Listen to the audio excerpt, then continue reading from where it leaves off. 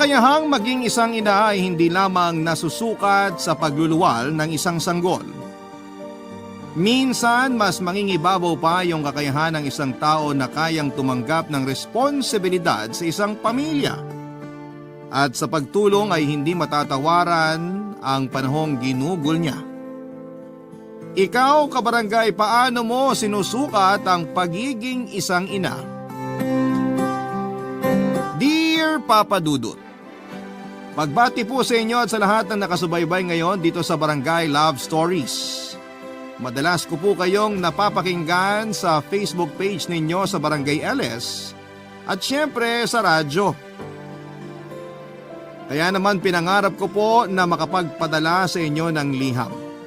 Kaya kung mapagbibigyan ay sobrang sayo ko po kapag etong kwento ko naman ang mapakinggan ng libo-libo ninyo mga listeners at kasama na nga rin po ako doon, Papa Dudut. Tawagin niyo na lamang po ako sa palayaw kong Elmi, 34 years old na sa ngayon. Taga Bulacan po ako pero yung trabaho ko ay nasa Makati. May asawa na po ako at tawagin na lang po natin siya sa pangalang Dom. Masasabi ko po na hindi naging madali ang sitwasyon ko pero wala naman akong magawa dahil kailangan ko ring kumayod para sa pamilya ko. Lahat naman ng mag-asawa ay may kanya-kanyang problema na kinakaharap. Kagandahan lang noon sa sitwasyon namin ay halos sabay yung oras ng trabaho namin mag-asawa kaya sabay kaming umaalis at umuuwi. Kaya wala kaming isyo pagdating sa oras ng inilalaan para sa isa't isa. Sa umaga ako yung nagmamaneho ng kotseng na ipondar naming dalawa at sa hapon naman ay si Dom kapag pauwi na kami. Bago yung relasyon namin, office mates muna kami noon at sabay ding umuwi ng Bulacan. Magkakaibigan ang turingan namin ni Dom noon kaya hindi ko naisip na magkakagusto siya sa akin. Nung umamin siya tungkol sa nararamdaman niya ay parang may nabuksan din noon sa pagkatao ko. Kung dati hindi naman ako naa-attract sa kanya ay bigla ko na lamang nakita yung mga espesyal na katangian niya, Papa Dudut. Nagsimula na rin akong kiligin sa mga ginagawa niya ng panahon na yon. Doon ko na rin po na-realize na mahalaga na siya sa akin at mahal ko na rin siya ng higit pa sa pagiging isang kaibigan. Hindi ko makakalimutan kung paano siya nagtapat sa akin noon. Nagkataon pa kasing umuulan at halos hindi umuusad ng mga sasakyan sa EDSA. Nakabas lamang kami ng time na yon at hindi na rin bago sa amin na makatulog na nakasandal sa isa't isa. Noong nagising ako ay hawak na niya ang kamay ko. Nabigla ako sa tanong ni Dom na kung alam ko raw ba na mahal na niya ako. Dala naman ng antok ay napaoo na lamang ako noong sandaling yon hanggang sa tinanong na niya kung ganun din yung nararamdaman ko para sa kanya. Natigilan ako noon, Papa Dudut, pero sinagot ko yon at sinabing mahal ko nga siya. Nang matapos ang gabing yon ay naguguluhan pa rin ako at hindi sigurado saan nangyari. Pero nang sumunod na araw ay nalaman ko na seryoso naman pala siya. Nakatanggap pa nga ako ng notification sa social media account ko na in a relationship na kaming dalawa. Tinanggap ko naman yon at pinanindigan yung relationship namin. Hindi nga nagtagal ay naisipan na rin naming magpakasal noong 32 years old na kaming pareho, Papa Dudut.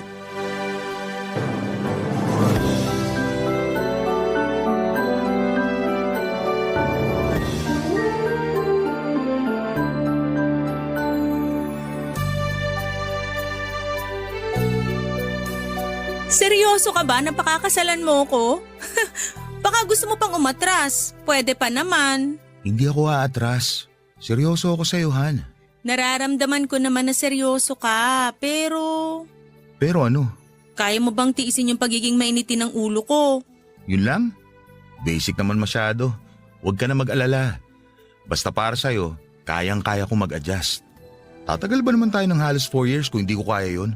Every month ako may mood swings. Friends pa nga lang tayo. Biktima na ako ng mood swings mo. Kaya tigilan mo na yan, Han. Meron pa. Ano yun? Sabihin mo lang. Mabuti na yun ngayon pa lang napag-uusapan na natin. Breadwinner kasi ako. Alam mo naman yon, di ba?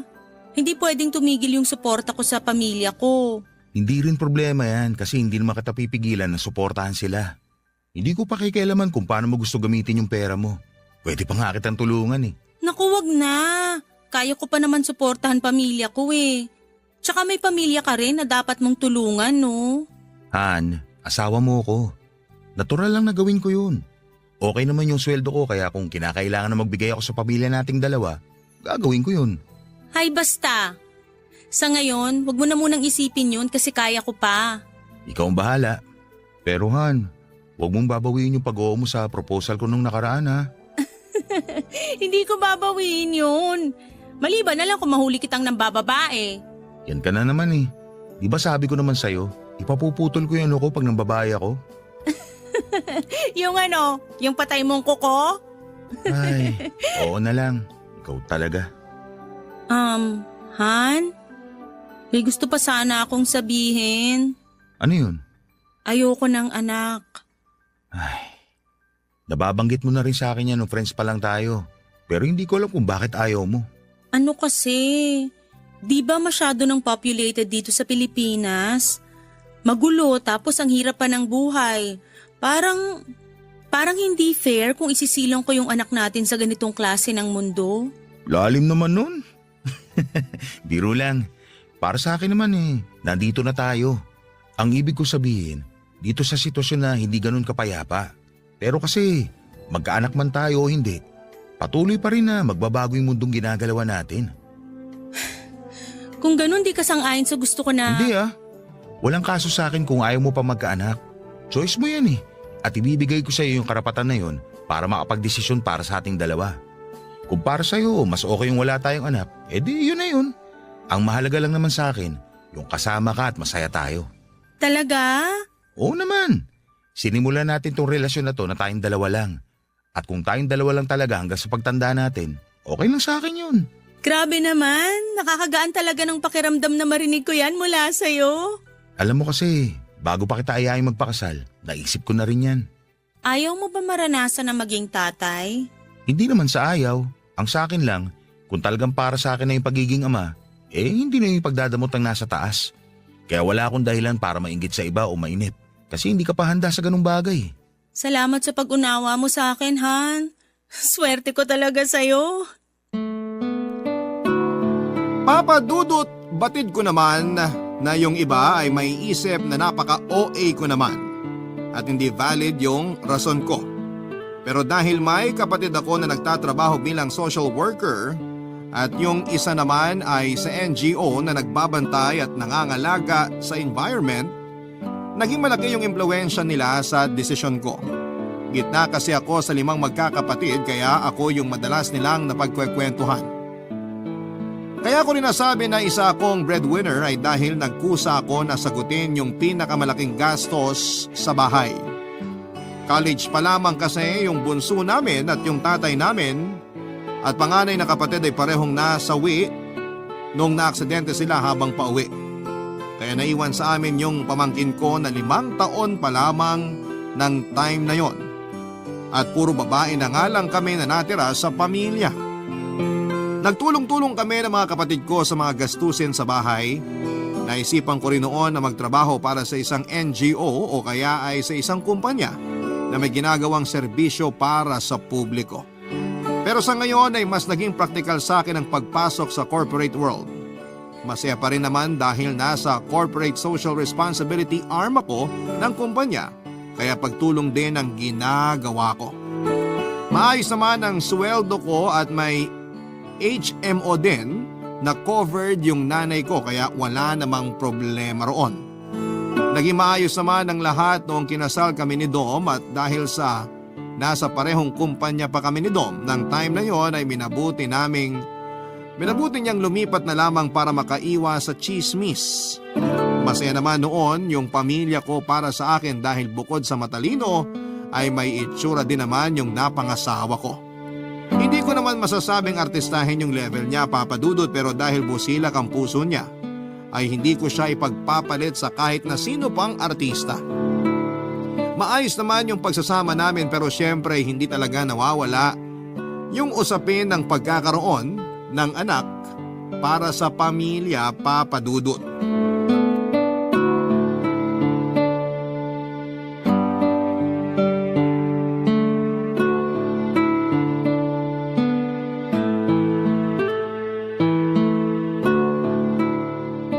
Buti naman at naisipan mong dumaan dito. Namiss ko yung pagmumukha mo. Oo nga, Tin. Tsaka para kahit papano naman may makakwentuhan tong ate mo. Pasyal daw ulit kayo sa bahay minsan. Namimiss na raw kayo ni nanay. Masyado pa kasing busy sa trabaho. Try namin next week. Sus, busy lang ba talaga sa trabaho, ate? O baka naman umiiwas ka lang sa pangungulit ni nanay? Ay, isa na nga rin yun sa dahilan. Ano ba yung tinutukoy nyo? Kailan nagkakaintindihan Salo nyo naman ako dyan. Hay nako Kuya Dom, itong si ate kasi kinukulit na naman ni nanay. Bigyan na raw siya ng apo. Kaso, sa pagkakakilala ko dito kay ate, baka mauna pa ako magka-baby kaysa sa kanya. Napag-usapan na kasi namin yan noon pa. Tapos yan na naman. Binabalik na naman. Nakakaumay din kaya. Pagbigyan mo na kasi ate. Okay naman yung kinikita nyo ni Kuya Dom. Ano bang kinakatakot mo? Bakit ba kasi ako yung kinukulit nyo? May apo naman si nanay kay Tessa. Ganon din kay kuya. Iba pa rin yung galing sa'yo. Tsaka sabi ni nanay, mas maganda raw yun para may pagkakaabalahan na kayong mag-asawa. Hindi pa ba kami abala sa lagay na to? Ate naman, alam mong hindi yun ang ibig kong sabihin. Wag na nating ipilit yon, okay? Marami pang pwedeng gawin sa buhay bukod sa pagkakaroon ng anak. Yung mindset mo kasi ate, parang kapag nagkaanak ka na dun na natatapos yung mundo mo. Kung tutuusin nga, kayo pa dapat yung magkaanak kaysa dun sa mga pamilya na wala namang kakayahang buhayin yung mga anak nila sa sobrang dami. Tin, sorry pero siguro, respeto na lang natin kung ano yung gusto ng ate mo. Kasi sa akin, okay lang naman kahit wala kaming anak. Hindi naman kasi natin siya kailangan diktahan kung kailan siya dapat magkaanak. Hayaan mo na, Han. Sanay na rin naman ako. Ate, kuya, nakalimutan ko. May dadaanan pa pala ako. At saka anong oras na rin Mauna na ako ha. Salamat sa libreng hapunan. Ha? Di mo man lang ba tatapusin yung pagkain mo? Hindi na kuya, okay na ako. Salamat. Te, Ingat ka pag uwi. bye, kita tayo next week. Okay ka lang? Yung totoo? Hindi. Hindi ako okay. Bakit ganon? Sabihin mo nga sa akin. Hindi ba talaga katanggap-tanggap yung rason ko sa di ko pagkakaroon ng anak? Huwag mo nang isipin yun. Hindi. Nakakapagod na rin kasing magpaliwanag. Gusto ko lang namang maging ako. Yung babaeng ayaw magkaanak pero bakit parang ang hirap-hirap? Naiintindihan kita. Alam mo yan. Pero hindi lang talaga lahat ng tao kayang intindihin yung pananaw mo sa pagkakaroon ng anak bilang babae. Kaya hanggat kaya pa, unawain na lang natin sila. Ha? May iba pa ba akong choice? Wala, Han. Wala na. Papa Dudut, ganon yung madalas naming maging topic. Lalo na kung sinanay yung kausap ko. Walang pagkakataon na hindi niya nababanggit o naitatanong kung kailan namin balak magkaanak. At kasama na nga rin doon yung kapatid kong si Tin na sabik na madagdagan ng pamangkin. Naisip ko tuloy na kung nandun lang siguro yung kapatid kong si Ate Tessa nung nag-uusap kami ng nanay ko ay may makakaunawa rin sa akin sa pamilya namin. Para sa kapatid kong yon ay dapat lang na huwag munang mag-anak ang mga Pilipino para makontrol ang paglobo ng population sa bansa.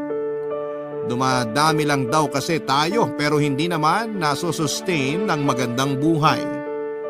Batid ko noon na masyadong politikal ang kapatid ko pero naniniwala ako sa sinasabi niya kaya naman pinanindigan ko rin yon. Bago ko pa man ito isulat Papa Dudut ay alam ko rin na pwedeng magkaroon ng iba't ibang pananaw ang mga nakikinig ngayon pero sigurado din ako na mayroon ding makakaunawa sa akin. Lalo na't alam ko na hindi lang ako yung babae na ayaw magkaanak.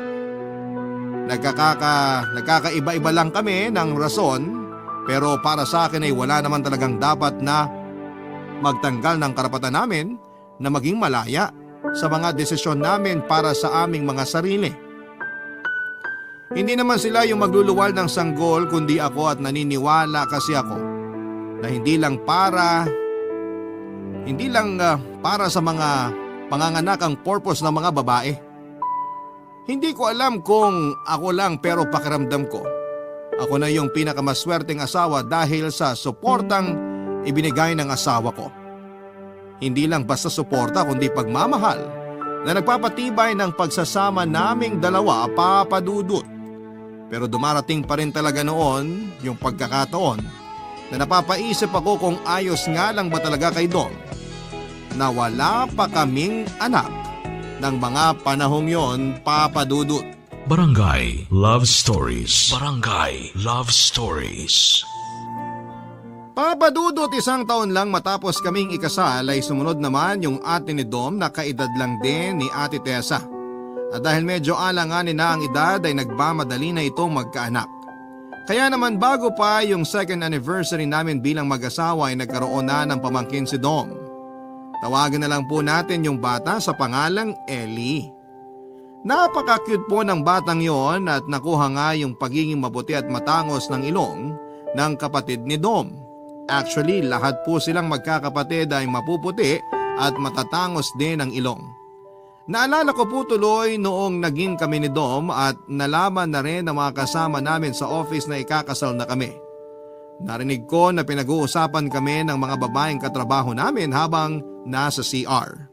Ang sabi nila ay hindi naman daw kami bagay. Morena kasi ako at hindi katangusan ang ilong tulad ng mapapangasawa ko. Tapos si Dom maputi talaga kaya kitang-kita yung pagkakaiba ng kulay naming dalawa kapag magkasama. Katamtaman lang naman ang pagiging morena ko. Siguro kung may kakulay man po akong artista ay parang ganun po kay Gabby Garcia. At hindi ko rin naman gustong magpaputi dahil gustong gusto ko yung skin color ko. Pero hindi ko naman akalain na magiging kapintasan ko pala yon para sa ibang tao, Papa Dudut. At kahit halos 2 taon na kaming nagsasama ni Dom ay hindi pa rin talaga nawawala yung mga usap-usapan tungkol sa amin na hindi ko nagustuhan. Lalo na kung may kinalaman yon sa kawalan namin ng anak.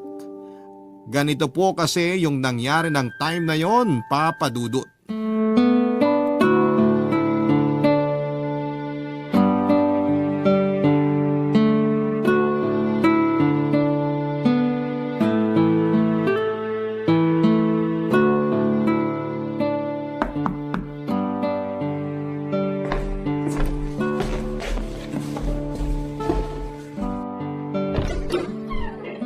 Tin, ikaw pala.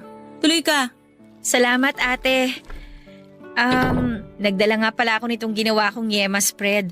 2 na dinala ko kasi alam kong favorite mo to ilagay sa pandesal. Lapag ko na dito sa lamesa, ha? Ikaw ba talaga gumawa niyan?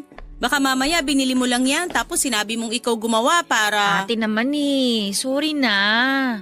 Kaya nga ako nandito para bumawi sa'yo. Tanggapin mo na to, please. Biro lang naman. Siyempre alam kong ikaw ang may gawa niyan. Basta ate ha, sorry talaga sa mga nasabi ko nung nakaraan. Wala na yun. Kalimutan mo na yun. Si Kuya Dom pala ate. May lakad sila ng mga kaibigan niya. Pero mamaya lang nandito na rin yun. Okay ka lang ba dito? Kung gusto mo, samahan mo na kita habang wala pa si Kuya Dom. Wala ka na bang importanteng gagawin ngayon? Wala na ate, kaya nga may time ako ngayong gumala eh. Sige, dito ka muna. Kailangan ko rin kasi ng kausap. Likaw po ka muna. Gusto mo ba ng kape or juice? Naku, wag na ate, okay lang ako. Paupo muna ha. Medyo nangangawit na rin kasi itong binti ko. Buti na rin pala pumunta ka uli dito. May problema kasi ko eh. Ano yun ate? Sige, makikinig ako. Narinig ko kasi nag-uusap yung mga kasama ko sa office. Nung una, di ako interesado sa pinag-uusapan nila. Pero narinig ko uli yung pangalan namin ni Dom. Sila din ba yung nagsabi sa'yo noon na hindi kayo bagay? Oo, sila nga. O anong sabi nila? Sinisiraan na naman kayo ni Kuya Dom. Hindi naman sa sinisiraan. Pinag-uusapan lang, ganun. Pero kasi, nainsulto ako sa mga narinig ko. Sabi almost 2 years na daw kaming kasal ni Dom pero di pa rin kami nagkakaanak. Ano naman pa nila dun? Ewan ko, Tapos sabi pa, baka raw ako talaga yung may problema. Eh di ba? Ako naman talaga. Ay, no comment na lang ako dyan, ate. Alam mo naman na gusto ko na rin na magkapamangkin sa'yo, di ba? Pero yun nga, ayoko na rin na i-pressure ka. At saka nag-promise na rin ako sa sarili ko na magiging masaya na lang ako sa kung ano man yung magiging desisyon mo. Salamat. Nalungkot lang talaga ako. Sabi kasi nung isa kong katrabaho, baka raw baug ako kaya di kami makabuo. Yung katrabaho ko na yun, girlfriend ng kaibigan ni Dom. Wow, ha? Pakita mo nga sa kanila yung ovaryo mo na matauhan yung mga cheesemakers na yan. Kumalma ka nga. Itsura mo para kang sasabak sa gera. Sobra naman kasi yun, ate. Kami nga hanggang pangungulit lang eh. Tapos sila pag-iisipan pa na baog ka? Ang hirap. Di ko na alam kung paano ko pa ipagtatanggol yung sarili ko sa susunod na mainsulto pa ako. Hindi mo pa ba ito nasasabi kay Kuya Dom? Hindi pa. Hindi ko nga rin alam kung dapat ko pa tong sabihin sa kanya eh. Baka kasi nauumay na siya. Paulit-ulit lang kasi itong nangyayari eh. Isa pa, natatakot din ako na sa katagalan, magbago na yung isip niya at pilitin niya na rin ako na magkaanak na kami. Naisip ko na rin yan, ate. Alam mo kasi, lalaki si Kuya Dom eh. Siguro ngayon, nagpapasensya lang siya pero darating din yung araw na hihilingin niya na magkaanak kayo. Sino ba naman kasi yung lalaki na hindi gugustuhin magkaanak kung kasal naman siya sa babaeng mahal niya, di ba? At saka, isa pa, maayos na rin yung estado niyo sa buhay. Sakaling mangyari yun, hindi ko alam, Tin. Feeling ko kasi, wala nang makakapagpabago pa sa desisyon ko. Papadudot nang narinig ko sa mga katrabaho ko na baka baog ako. Kaya hindi kami nagkakaanak ay gusto kong ipagtanggol ang sarili ko. Gusto ko silang sagot-sagutin at ipamukha na hindi naman lahat ng babae ay pare-pareho ng gusto. At di naman magiging kakulangan sa akin yung mga sinasabi nila. Pero mas pinili ko na lamang na manahimik at hindi na lamang sila pagtuunan ng pansin. Kaya nga hindi ko na rin yun binanggit pa kay Dom. Baka kasi maging mitya lamang ng hindi pagkakunawaan lalo na't girlfriend ng kaibigan ni Dom yung isa sa mga katrabaho ko na yon. Nadagdagan pa yung iniisip ko sa sinabi ng kapatid kong si Tin, hindi yun mawala-wala sa isipan ko. Hindi dahil sa naiinis ako sa kapatid ko kundi napagtanto ko na may punto nga siya. Pilit lang siguro na nire-reject ng isipan ko yung ideya na darating din yung time na baka nga pilitin na rin ako ni Dom na magkaanak kaming dalawa. Noong magkaibigan pa lamang kasi kami ay may nababanggit na siya na pangarap niya para sa magiging anak niya. Pero nung naging kami na ay sinubukan na lamang niya na unawain ang gusto ko. Nang gabi na yon ay hindi ako nakatulog ng maayos dahil iniisip ko kung magiging karapat dapat pa ba ako kay Dom kung hindi ko naman siya mabibigyan ng anak. At kung mawawalan na ba ng silbi yung pagiging asawa ko sa kanya. Pero higit sa lahat ay naisip ko yung mga pagkakataong umiiwas siya kapag tinatanong siya ng mga kakilala namin kung kailan kami magkakaanak. Hindi ko alam kung nahihiya ba siyang i-share sa ibang tao yung totoong dahilan o baka iniisip niya lamang din yung mararamdaman ko dahil tuwing tinatanong naman siya noon ay kasama niya ako, Papa Dudut.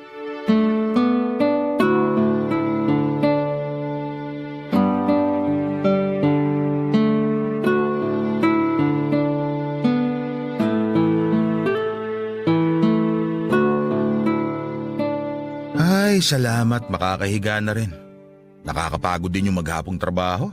Sus, di naman halata kanina nung nandun tayo sa bahay ng kapatid mo. Ang saya-saya mo kaya. Sobrang cute kasi nung pamangking ko. Kung pwede ko nga lang siyang iuwi eh. Napaka-cute nga ni Ellie. Kinilig nga ako nung tinawag niya akong mama eh. Napagkamalan pa ako. Ang bilis niya matuto magsalita kahit pa isa-isa lang. Actually, kamukha mo nga siya eh. Lakas ng dugo niyo ah. Siyempre naman. Kita mo naman, bata pa lang eh. Kitang-kita na yung ganda ng lahi namin. Oo nga eh. Parang ang sarap lang pakinggan ng tawa niya, tapos ang daldal pa. Nakakatuwa kahit wala akong maintindihan sa sinasabi niya. Sarap din siguro kung meron din tayo, no? Ay nako, di ba nga, hindi na tayo dadagdag pa sa population natin. Kung isa lang, hindi naman tayo magiging dahilan ng paglobo ng population. Saka may trabaho naman tayong dalawa. Hindi naman natin kailangan ng tulong mula sa gobyerno eh. Meron nga, pero paano kung isa sa atin yung mawalan? Paano kung meron sa ating magkasakit gaya ng cancer? O kaya maging special child yung magiging anak natin? Baka hindi natin kayanin. Pambihira naman, no? Lahat naman ng mga yan, puro what ifs lang eh. Anong what ifs lang? Nangyayari talaga yung mga sinasabi ko. Hindi ka lang naniniwala ngayon kasi di mo pa nararanasan. Eh di wag natin hayaan na mangyari yun. Hindi mo naiintindihan. Ano yung hindi ko maintindihan? Sabihin mo kung ano pa, kasi lagi naman kita inuunawa eh. Han, please. Ano? Akala ko ba ipapaintindi mo sa akin? Yung mga sinabi ko kanina, personal reasons pa lang yon. Paano pa yung problema ng lipunan natin? Maraming naghihirap. Alam mo, klaruhin ko lang ha. Asawa kita. Hindi ka presidente ng Pilipinas para isipin yung kapakanan ng buong bansa. Huwag mo na ipilit na ipasok yung politika dito. Kasi tayo lang dapat to.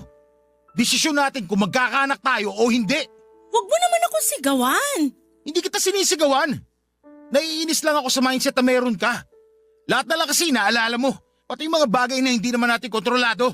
Naiintindihan ko naman yung point mo eh. Pero masyado nang magulo. Alam mo naman yon, di ba? Paulit-ulit naman tayo eh. Di ka ba nauumay? Di tayo magpapaulit-ulit kung di mo binubuksan yung ganitong usapan. O sige, total sinabi mo na rin naman yung mga dahilan mo. Maayos ba yung mga yun kung hindi tayo magkakaanak? Mababawasan ba yung population at wala na maghihirap kasi pinili nating hindi magkaanak, ganun ba? Pwede. Pwede tayong makatulong. Marami tayong pwedeng gawin. Mag-travel tayo para mas lumawak yung pananaw natin. Kung may sumobra man sa kita natin, pwede naman nating i-donate sa bahay ampunan. Naririnig mo ba mga sinasabi mo? Ang labo mo, Elmi. Yung ate mo, di ba? Iisa pa lang yung anak niya pero kinailangan na mag-resign sa trabaho. Han naman, 34 na tayo. Kung ilang taon pa natin hihintayin, baka mahirapan ka ng mga anak. Pero okay lang naman kahit hindi pa ngayon. Yung sa akin lang, i-consider mo rin naman yung mga sinasabi ko. Baka pwedeng buksan mo yung isipan mo para dito. Please naman. Alam mo noon pa yung stand ko dyan. Kaya bakit pinipilit mo ako ngayon? Kasi nahihirapan na rin ako. Mahal kita at hindi ko kaya kung magagalit ka sa akin ng sobra. Pero gusto ko nang magkaanak. Gustong gusto. Papadudot nagulat ako sa naging pagtatalo namin ni Dom. Hindi ko inaasahan na masasabi niya yung mga bagay na mukhang matagal na niyang kinikimkim noon dahil ayaw niyang masaktan ako. Doon lang naging malinaw sa akin kung bakit gusto niya laging pumupunta sa pamangkin niyang si Ellie. Yung saya niya tuwing nakakakita ng bata at hindi ko alam na may ibig na palang sabihin yon. Aaminin ko po na halos madurog ang puso ko sa pagmamakaawa niya na magkaanak na kami. Hindi ko kasi naisip na gagawin niya yon. Mabait kasing tao si Dom pero ma-pride din siya. Hindi siya yung tipo na hihingi o magmamakaawa sa isang tao. Pero sa kabila noon ay hindi pa rin nagbago yung desisyon ko. Nanatili pa rin yung kagustuhan ko na hindi magkaanak. Natutuwa naman ako tuwing nakakakita ng bata lalo na yung mga pamangkin ko pero hindi ko maramdaman na gusto ko ring gawin yung mga ginagawa ng nanay nila. Pakiramdam ko ay wala akong karapatang magkaroon ng mga anak kung hindi lang din naman maganda yung kinabukasang maibibigay ko sa kanila. Naiintindihan ko yung punto ni Dom na kaya naman kaya naman naming magpalaki ng bata. Pareho kaming may trabaho at natututunan din naman yung mga bagay-bagay.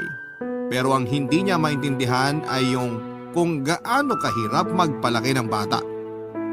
Pareho kaming may trabaho at kung magkakaanak na kami ay isa sa amin yung kailangang huminto.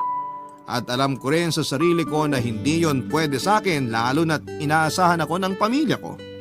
Kaya naman kahit nakasal na kami ay ayaw ko pa ring bumigay, Papa Dudut. Barangay Love Stories. Barangay Love Stories. Papadudot matapos yung pagtatalo namin ni Dom. Ilang araw din noon na awkward yung pakikitungo namin sa isa't isa. Hindi ko alam ang gagawin ko sa mga sandaling sinusubukan na lang niya na maging masaya tuwing kausap ako. Pero ramdam na ramdam ko ang sama ng loob niya. Napaisip tuloy ako kung inunawa ba niya yung mga nasabi ko o inisip niya na kaya pa niyang baguhin ang isip ko. Sa tinagal-tagal na naming naging magkaibigan at sa 2 taon na mag-asawa na kami ay doon ko lang naramdaman yung malamig niyang pakikitungo sa akin. Hindi ako sanay na ganon yung pakikitungo niya. Nasanay kasi ako na lagi siyang nagpapasensya kahit nagsusungit ako o kapag masama ang pakiramdam ko. Ganon din kapag napaka-busy ko noon dahil sa paghahanap ng pera para sa pamilya ko. O di kaya naman ay tuwing may dinaramdam ako na tungkol pa sa isang bagay. Sa mga panahong yon ay sinusuportahan niya lamang ako. Kaya nung nakita ko yung ganong side niya na kaya na niyang iparamdam yung panlalamig sa akin, ay hindi ko po maiwasan papadudot na umiyak tuwing hinahatid ko siya sa trabaho. At nang umabot pa nga yun ng 5 araw ay tinawagan ko na si Tin para maglabas ng sama ng loob, papadudot.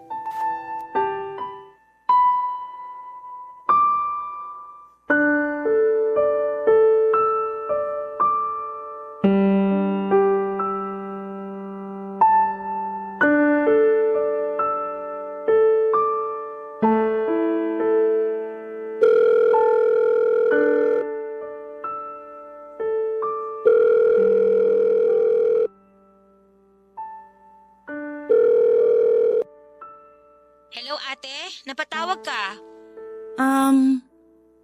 Busy ka ba ngayon? Hindi naman. Oh, ano bang meron? May problema ba kayo ni Kuya Dom? Tin, sabihin mo nga sa akin. Maling-mali ba talaga na ayaw kong magkaanak? Hindi naman ate. Di ba napag-usapan na natin yun? Oo, pero nagkasagutan kasi kami ni Dom nitong nakaraang araw lang. Dahil ba gusto na niya magkaanak? Ganun na nga. Ay, sabi ko naman sa'yo darating din talaga yung time na hihilingin niya sa'yo yun. Naiinggit kasi siya sa kapatid niya. Kaya ayun, napapadala siya doon para makita niya si Ellie. Well, sa totoo lang ate ha, hindi na nakakagulat yun. Siyempre lalaki siya at gusto rin niya na may anak siya na magpapatuloy ng lahi niya. Hindi mo siya mapipigilan na ma-excite sa ganung bagay, lalo na kung masaya siya tuwing nakakakita ng ibang bata. Nilinaw ko naman sa kanya yon. Ilang beses na nga kaming nag-usap, di ba? Paulit-ulit na nga, pero wala eh. Ate, kahit 1,000 beses pa niyang ulitin yun, siguro naman may karapatan na siyang hilingin yun bilang asawa mo. So masama nga na ayaw kong magkaanak. Wala na ba talagang nakakaintindi sa akin? Ate, hindi ako nakikipag-away sa'yo ha. Ikaw yung tumawag sa akin para hingin yung opinion ko, kaya please lang. Kumalma tayo, pwede ba yon? Hindi mo kailangan tumahimik ate. Sabihin mo yung gusto mong sabihin kasi pakikinggan naman kita eh. Pero gusto ko rin kasi na maunawaan mo yung side ni Kuya Dom bilang lalaki. Kasi kung ikaw lang yung papanigan ko, para saan pa hiningi mo yung opinion ko? Alam mo naman na gusto ko rin na magkaanak kayo para madagdagan yung pamangkin ko. Pero iniintindi rin kita kaya hindi na kita kinukulit, di ba? Hindi ko na kasi alam kung ano pang pwede kong gawin. Didiretsahin na kita ate ha. Pero hindi ako naniniwala na hindi mo alam kung anong dapat mong gawin. Alam mo yun. Pero pilit lang tinatanggi ng isip mo kasi iba yung gusto mo. Ayaw ko talaga, Tin. Kahit anong pilit ko, hindi ko nakikita yung sarili ko na maging isang ina pagdating ng araw. Marami pang problema na nangyayari sa paligid natin. Alam mo ate, sa tuwing sinasabi mo yan, hindi ikaw bilang asawa ni Kuya Dom yung naririnig ko. Para kang politiko. Hindi mo naman kailangan pasanin yung problema ng bansa. Hindi naman mapipigilan ng hindi nyo pagkakaroon ng anak lahat ng problemang kinakaharap natin. Kung tutuusin nga, maswerte na yung magiging anak nyo ni Kuya Dom Kasi alam namin na kaya nyo maging responsableng magulang. At hindi na kayo makakadagdag pa sa kailangan suportahan ng gobyerno. Ay, pagod na ako magpaliwanag. Ate, sa tingin mo ba, hindi napapagod si Kuya Dom? Sa lahat ng pagod nyo at stress sa trabaho, kailangan nyo rin ng isang batang papawi ng pagod na yun. Nakikita ko naman na natutuwa ka rin sa mga bata, kaya alam ko na kayang-kaya mo maging isang mabuting ina. Alam din naman ni Dom kung ano yung saloobin ko eh. Dati naman naiintindihan niya ako. Ikaw ba ate, minsan ba, inalam mo yung totoong saloobin niya? Minsan ba, naging handa kang makinig sa kanya? Kasi kung hindi, alam mo kung saan ka nagkulang ate.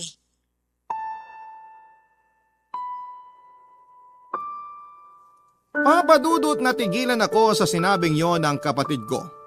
Parang nag-rewind ang utak ko sa lahat ng usapan namin ni Dom at pinilit kong alalahanin kung may pagkakataon na kinausap ko nga siya tungkol sa kung ano talaga ang gusto niya. Alam kong naitatanong ko na sa kanya noong una kung ayaw niyang maging isang ama pero yung sagot niya noon ay nakabase lang din sa pananaw ko. Saka ko lang napagtanto na may pagkukulang nga talaga ako. Sa lahat kasi ng mga nangyari parang ako lagi yung biktima ng sitwasyon. Na tuwing may magtatanong kung kailan kami magkakaanak o kung may balak pa ba kami ay masyado akong apektado at una ko laging naiisip na masamang ideya yon.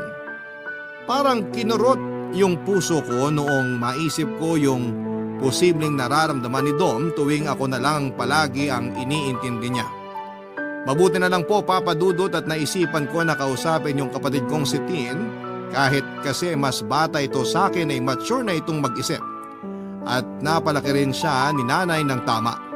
Dahil sa kapatid ko ay nabuksan ang isipan ko para pakinggan din naman si Dom. Na tanungin din siya kung ano ba talaga yung gusto niya at makapagpapasaya sa kanya. Dahil baka hindi ko alam na yung kawalan pa namin ng anak yung maging mitya ng paghihiwalay naming dalawa. Nang gabing yon papadudot bago ang lahat ay sinamantala ko na yung pagkakataon para ayusin yung tampuhan namin ng asawa ko. At ganito na po yung nangyari sa usapan namin.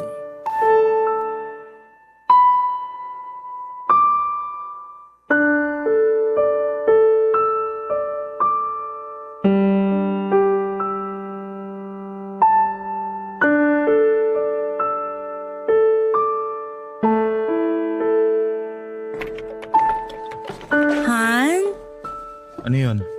hanggang anong oras ka pa dyan sa ginagawa mo? Sandali na lang to. Para saan ba yan? Racket ko to. Ha? Bakit? Kinukulang na ba yung binibigay mo sa pamilya mo? Ay, pwede bang hindi ko na lang sagutin yan? Baka kasi hindi mo na naman magustuhan. Sorry. Galit ka pa ba sa akin? Hindi naman ako galit. Alam mo naman na hindi ako basta-basta nagagalit. Kung inaalala mo yung nangyari nung nakaraan, hayaan mo na yun. Pero ilang araw ka na rin kasing cold sa akin eh. Ay, gusto mo ba talagang pag-usapan yon?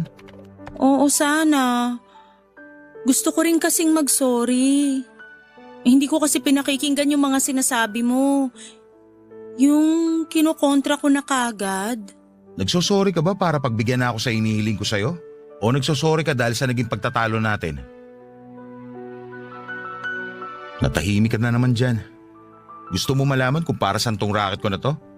Gusto ko na mas makaipon pa para sakali magbago yung isip mo. Handa ako. Handa tayo.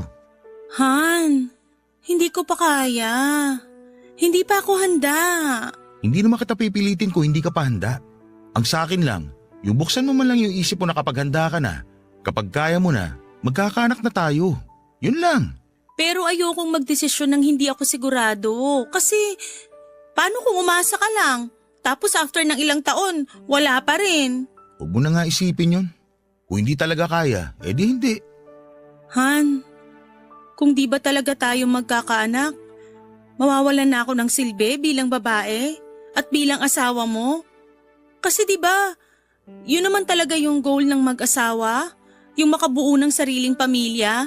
Oo, yun yung goal ng mag-asawa. Pero hindi pwede mangyari yun kung isang tao lang yung may gusto. Tsaka, may mga bagay lang din talaga na hindi natin pwedeng ipilit pa. Hihiwalayan mo ba ako kung hindi na talaga mangyayari yung gusto mo? Siyempre hindi. Minahal kita bilang ikaw. Kahit na hindi tayo magkaanak na masasabi talaga nating atin. Ayos na ako basta nandito ka lang sa tabi ko. Siguro, nakatadhana lang ako maging titong ama. Masaya ka ba kahit ganon? Oo naman, masaya na ako doon. Basta ba, wag mo akong babawalan kung ma-spoil ko yung pamangkin mo at pamangkin ko. Promise, hindi. Mabuti kung ganun.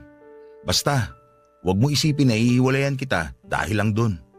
Mas mahal kita kaysa sa ideya na magkakaroon tayo ng anak. Mas mahalaga ka para sa akin. Kaya hanggat kaya ko, mag-a-adjust ako. Hanggang sa maging handa ka na. At kung hindi ka maging handa, sisiguruhin ko lang na hindi ka mag-iisa sa pagtanda. Bakit ang bait-bait mo? Mabait na ba ako sa lagay na to? Kung alam mo lang, minsan naiisip ko na parang di naman kita deserve. Na baka mas deserve mo yung babae na kaya kang bigyan ng anak. Dapat isipin mo rin na maswerte ako na ikaw yung naging asawa ko. Walang bisyo, hindi mahilig pumarty, hindi lumalandi sa ibang lalaki. At higit sa lahat, responsabling anak at kapatid.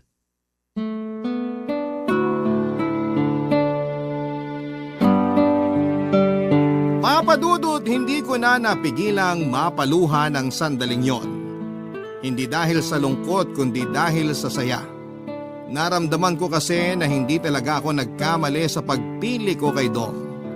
Mahaba pa yung naging pag-uusap namin at doon ko mas lalong napagtanto na napaka-pure ng intention niya sa akin at hindi siya katulad ng ibang lalaki na anak lang ang habol sa isang babae kaya nagpakasal. Hindi ko alam kung darating pa ba yung panahon na magiging handa ako o mabubuksan yung isipan ko na magkaroon ng anak, pero isa lang yung nasisiguro ko sa ngayon. Mahal ko po si Dom, Papa Dudut, at mas malakas yung pagmamahal namin kesa sa kakulangan na nakikita ng ibang tao sa amin. Aaminin ko, frustrated ako sa sarili ko at naisip ko na nga na baka nababaliw na ako dahil masamang ideya yung tingin ko sa pagkakaroon ng anak, Papa Dudut. Pero totoo naman ako doon sa pakiramdam na kailangang pag-isipan ng mabuti yung ganong desisyon sa buhay. Na hindi porke ginusto ay mangyayari na kaagad. May isang pagkakataon nga na sumagi sa isipan ko na hiwalayan na lamang siya dahil parang hindi niya ako maintindihan noon. Pero matapos yung pag-uusap naming yon ay nabuhayan ako ng loob kahit papaano. Papadudot, kahit medyo nakakahinga na ako ng maluwag ay marami pa rin sumasagi sa isipan ko dahil hindi pa rin nawawala yung mga negatibong sinasabi ng ibang tao tungkol sa amin. Kaya gusto ko rin po sanang hingin ang opinyon ng mga nakikinig ngayon. Kung ano nga ba talaga ang dapat kong gawin. Tama ba na panindigan ko na lamang yung pinapaniwalaan ko o oras na para pagbigyan ko naman ang asawa ko? Sana po ay matulungan niyo po ako na mas maliwanagan pa. Hanggang dito na lamang po itong kwento ko at maraming salamat po sa inyo, Papa Dudut. At sa lahat ng bumubuo ng Barangay Love Stories at ng Barangay LS. God bless and more power sa inyong programa. Ang inyong forever kapuso at kabarangay, Elmi. Nagustuhan ng iyong napakinggan? Ituloy yan via live stream sa www.gmanetwork.com/radio. Barangay LS 97.1 Forever!